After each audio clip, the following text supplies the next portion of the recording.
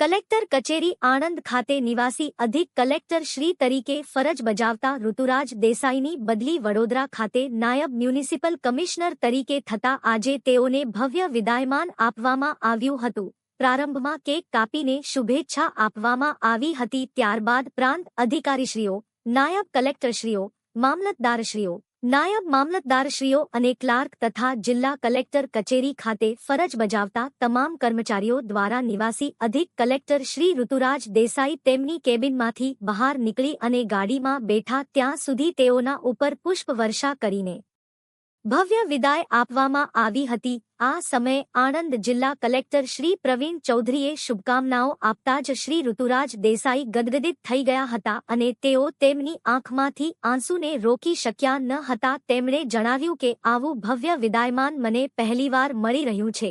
આમ કલેક્ટર કચેરી આણંદ ખાતે આજે લાગણીસભર દ્રશ્યો સર્જાયા હતા। એડિટર અમિત સિંહ ઝાલા, આણંદ।